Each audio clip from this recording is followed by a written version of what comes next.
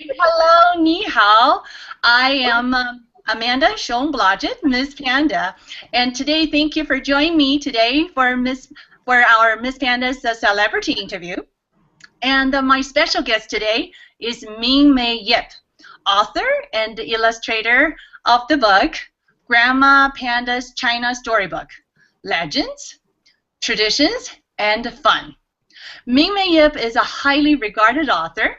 Her novels have been translated into 9 different languages in over 10 countries. And her first children's book is Chinese Children's Favorite Stories. And it is a bestseller since it was first published. And today we're going to talk about her first and latest children's book, Grandma Panda's China Storybook. And she introduces Chinese culture and traditions in such a fun way. And it is wonderful to have Mingmei Yip to be with us today. Hello, Mingmei, ni hao. Hello, Amanda. Thank you for having me.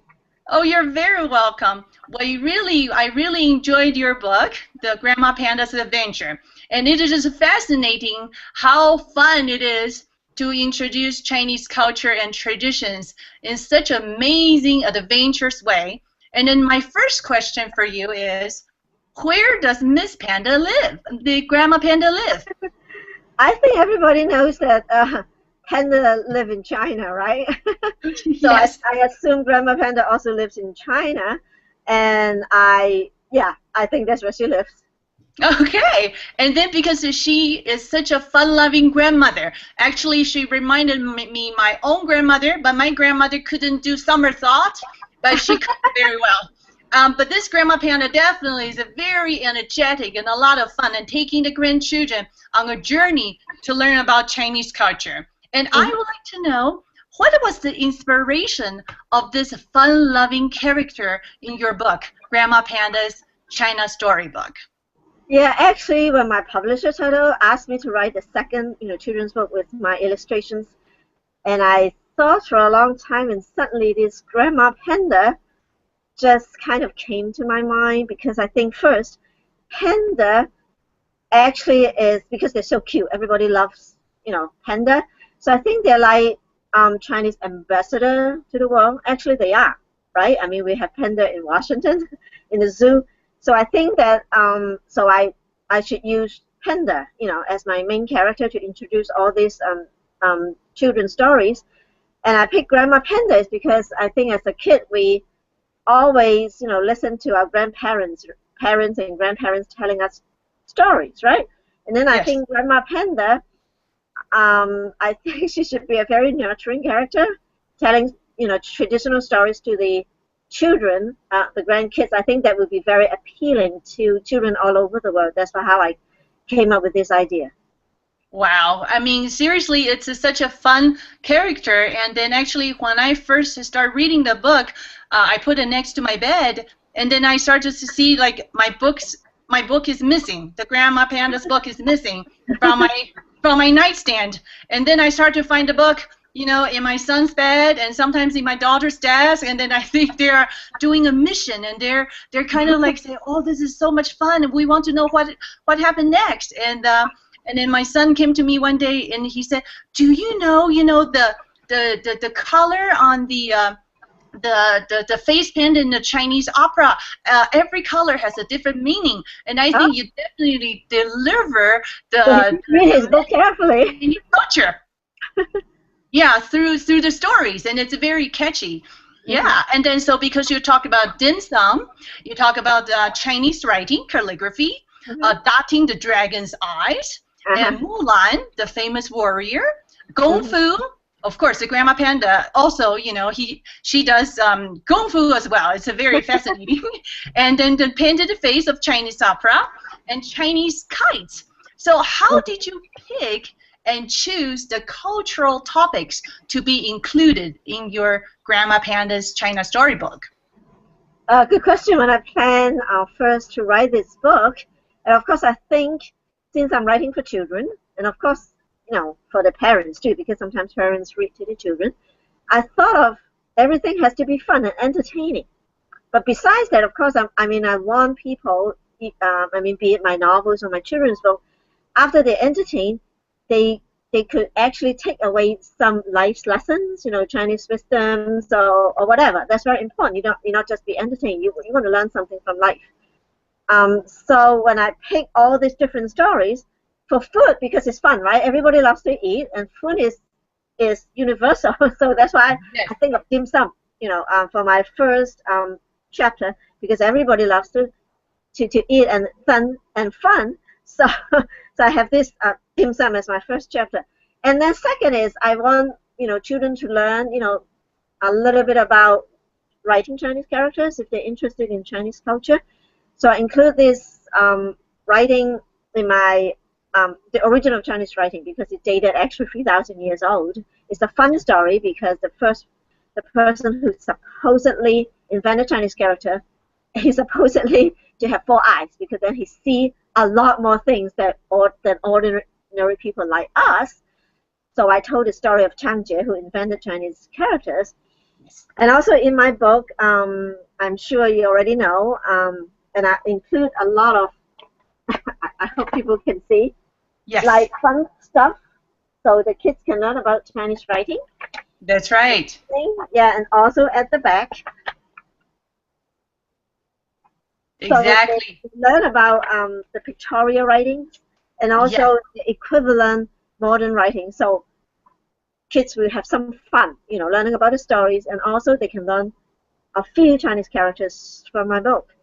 And another thing is I included Kung Fu, including Mulan, because she was the woman warrior, and also because Kung Fu or martial arts is also the China's ambassador to the world, right? Because so many young people watch Kung Fu movies before they're interested in Chinese culture. So I include all this popular and fun stuff as an introduction to, and so if children or even adults, they're more seriously interested in Chinese culture, these are the windows for them to go deeper into Chinese culture.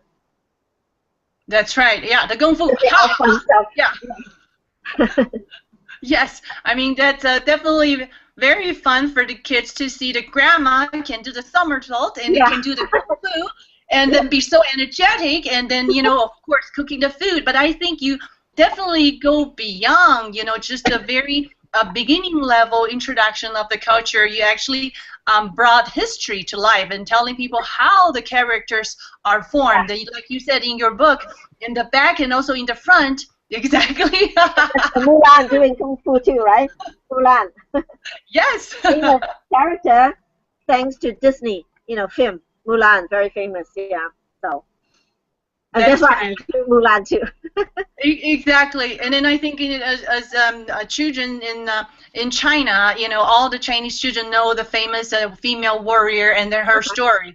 And then I think you be on top of the Mulan the warrior, you talk about the story. You also introduce a lot of other major characters of her, and also you bring the Chinese culture, the history in your book in a very fun way, like you just pointed out the front of the book and then back of the book. You actually have the pictogram characters of Chinese, because the pictogram groups, they all look like pictures, so you kind of do the comparison of the pictures and the modern version of the characters, and I think that was just really, really wonderful. Exactly. To show this Chinese character, Rain, the pictorial form and its contemporary form. So children, much more interested to learn when they, with the pictorial form. And this is another one, is the word dog.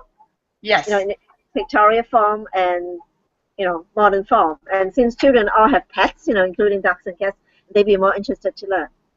Exactly. And then I think there's so many different things you talk about in the book, and I think that it really makes the parents and can actually use each chapter as a theme to teach their kids one important part of the Chinese history or tradition. Yeah. And also the other things, like you have traveled extensively and you have lived in different countries, and you are also multilingual. And you studied in Paris, you grew up in Hong Kong, and now you're living in New York. And how does your culture and language background help you with your writing for children? Actually, it helps a lot both with my writing for children and also for adults, my novels. Um, there's a very famous saying from the poet Du Fu that if you have read, 10,000 books and also traveled 10,000 miles, and then your writing will be like aided by the gods. That means you have no problem. You wouldn't have any writer's block if you have all these experiences in life. And it's very true. And I'm sure I traveled 10,000 miles. Actually, I traveled 1,000,000 miles already. So I don't have a problem with that. But whether I have 10,000 books, not quite yet, maybe 5,000. Still a lot. I think they do help because you have to interact with people. You have to see, natural sceneries. And all that means, in one word, you have to feed yourself. Feed yourself if you want to be a writer. And then you have so much inside you that when you write, and then they just pop into your mind, right? So actually, when you read that much and travel that much, I believe you really don't have any writer's block. I mean, I don't. I mean, of course, there are sometimes I see a blank page. I don't know what to write, but it's very quickly. You continue to read or see something, it will always trigger something, and then you can go on writing. Never a real problem for me. So I advise, young aspiring writers, if you want to be a writer in the future, you really need to feed yourself. That's very, very important.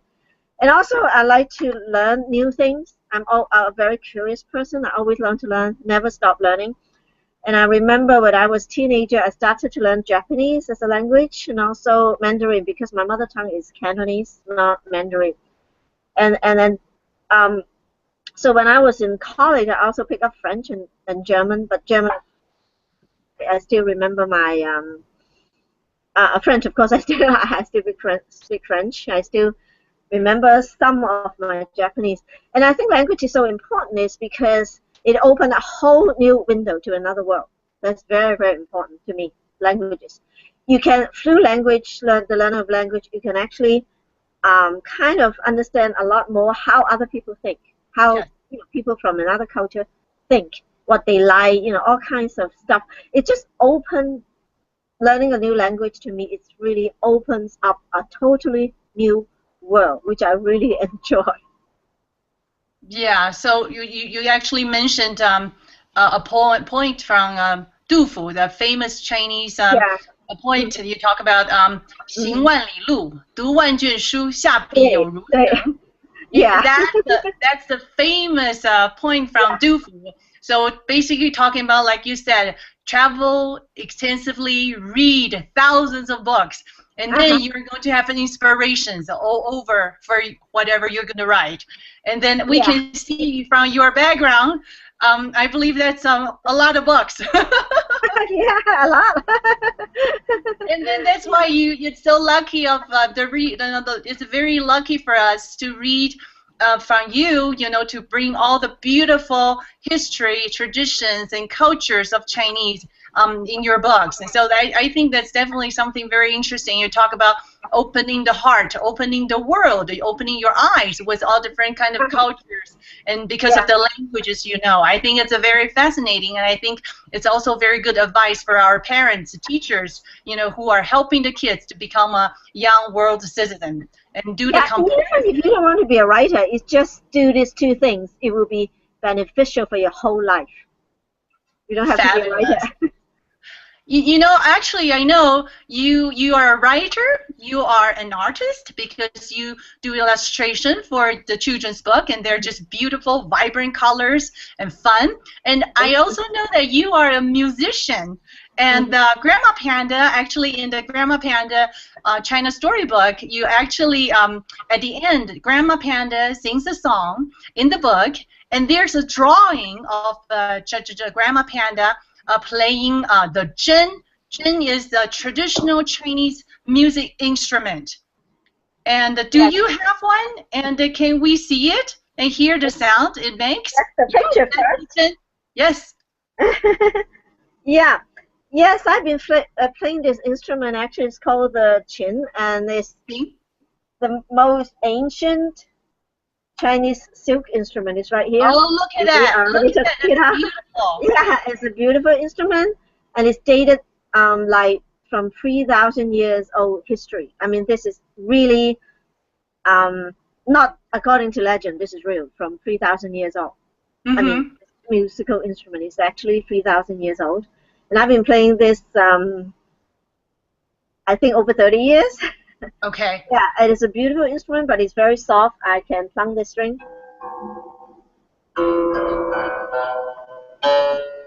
That's the sound of the instrument. It's very soft and tender, and it just like whispers from 3,000 years ago. So that's why when we listen to this instrument, we have to keep very, very quiet, because actually in the past, it was basically for self-cultivation and a means of meditation rather than to entertain like pop music or rock music. So it's a very focused, you have to really calm down your mind to play this instrument. Right. So the name of this instrument, this very special instrument, is qing. Qing, yeah, or Guqin, that means ancient qing, because it's a very and old also you just showed us it is actually standing up, but actually when you play with it, is it flat on the table? You have to put it flat on the table, because it's an instrument of the literati, the scholar, gentleman class, just like in this. In my okay, we can see it from the picture of the sometimes bottom. they put it on the lap to play. Yeah. But you have to put it on a flat surface to play. Okay, can we hear the sound again? Can you play of course. with the qing again for us? Hey, because I'm not in the right position. That's the tuning. Beautiful, beautiful. Thank you. Well, I think this is very special for us to hear the sound it makes, by this ancient Chinese instrument, qing. And thank you for showing us. This must be something very special for you. Oh yeah, I've been playing it like for a long time, as I said. Yeah, I've been performing all over. Yeah, and yes. I'm also a scholar on this instrument, actually, because I published 2 academic books on this instrument. Right. In Chinese, of course. And I published a lot of papers, over 60 academic papers also on this instrument. Just so, I'm a scholar on this instrument besides a performer. Yeah. Yes. Thank you very much, because I read it in a book. I said this must be something very, very special to you, and you put it a special picture in there, and then we're so happy to see the real qing, and then to hear you make the sound, and then let you hear that. Thank you so much. I think where I will have 2 more questions, and then what do you think? How can parents introduce different cultures to children? How can parents do that? How can parents do that to introduce different? Because they're children, right? The first thing, if you want to introduce anything to children, the first thing you have in mind is fun, and enjoyable, and pleasure. If it's boring, children just walk away, right? So I think if you want to introduce, let's say, Chinese culture, something fun. Okay, let's say you take them to a tea house to have dim sum first. Okay, and then they can say that, oh, that's what Chinese eat, as dim sum. Food, yes, absolutely. Very good. Yeah, and then or take them to learn Chinese Kung Fu. It's something fun first. Everything have to be fun and enjoyable. And then if they're interested, the children will pursue themselves. I remember my father first, because he was a singer, and he sent me to take piano lessons. And different from other children, instead of treating piano lessons as some kind of chore, it's boring, but I have to do it. I really love it. And then actually, I just start to practice on my own. My parents, they didn't have to force me to practice at all. I just so happy to just, okay, oh wow, now I finished the homework, I'm going to practice the piano. So that became a lifelong pursuit, music. Yes. So you have to, I think parents they can let the children try different things and see what they really like. Mm-hmm. You don't force them, because you really hate something. It's no point. What's the point? But you have to start with something fun, or send them to take Kung Fu lessons, as I said, or take them to maybe see the panda in the zoo. And if they like the panda, and then you can introduce Chinese culture, through the Panda, because as I mentioned, Panda actually is Chinese ambassador, right? And then Yes. you can read my children's book to learn about Chinese culture, right? I mean, this is self-promotion for now. But my point is to do it the fun way. And children, if they're really seriously interested, they don't mind practicing. I see so many child prodigy. They start like piano lessons at 4 or 5, and by the time they're 6-year-old, they already like play. The prodigy. They already play so well. Of course, they work very, very hard. It's not just genius is enough. I mean, they have to work hard. They have to practice. But do they mind? No. Those they just hit it off with piano or whatever. They don't mind practicing at all. At all. Yeah. The parents don't have to worry about that. They always like just like when I was a child. I don't mind practicing the piano at all. Or calligraphy. I just love to do it. It's enjoyment for me. It's pleasure for me. Pleasurable. Fabulous. Yeah, I think that's the most important thing when we're teaching children. We want them to have a lot of fun. When they're having fun, then they want to have more. They will be self-motivated and they want to learn more. They will be self-motivated. That's the right word. To practice. And then, of course, it's hard work. But if they like it, it's still fun. If they enjoy it, it's enjoyable. Yeah. Exactly.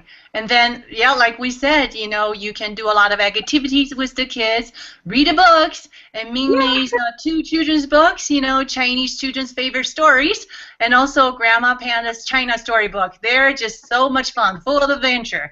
And then it was so much fun, to read her books. And then today we can meet her. And thank you so much to be with us. And then can you tell us, what is your next children's books about? I have another one in mind, but this one I think it would be my own story instead of retelling all these Chinese traditional stories. Of course, I love to retell the traditional stories because I want children to learn about Chinese culture. But the new one I would like to be like my own story. Of course, I would be like East meet West, but through what medium I haven't thought of it. That might be children, or might be through a dog, because children like cats and dogs, pets, or might be through Panda again. I haven't decided yet, but it will be a story like East meeting West to merge the 2 cultures together, because my previous 2 stories books are about China, right? Yes. The new one will be like East meeting West. Eastern culture, meeting Western culture. Well, I'm sure it is going to be another exciting book for all for the children and the parents and also teachers. Yeah, we're looking forward to it. And thank you so much for joining me today and sharing your passion about Chinese culture and then your children's books with us. It's wonderful. Thank you very much, Ming May. Thank you for having me. I really enjoyed it. Thank you. Thank you so much for showing us all your precious treasures in your surrounding. And then we're just so excited to be able to see the 3,000-year-old Chinese instrument qing in your house. Thank you so much. Have a wonderful writing career, and then we're looking forward to your next book for the children. Bye. Thank you. Thank you. Thank you so much. It was wonderful to have Ming May with us today. And then this interview is made possible by Tuttle Publishing, and the world's largest publisher of books on Asia. Books to span the East and West. Watch and share this interview with your friends and win a copy of Grandma Panda's China Storybooks on Miss Panda's Chinese website. And thank you, and I will see you next time. 祝大家有个美好的一天，我们下次见，再见。再见。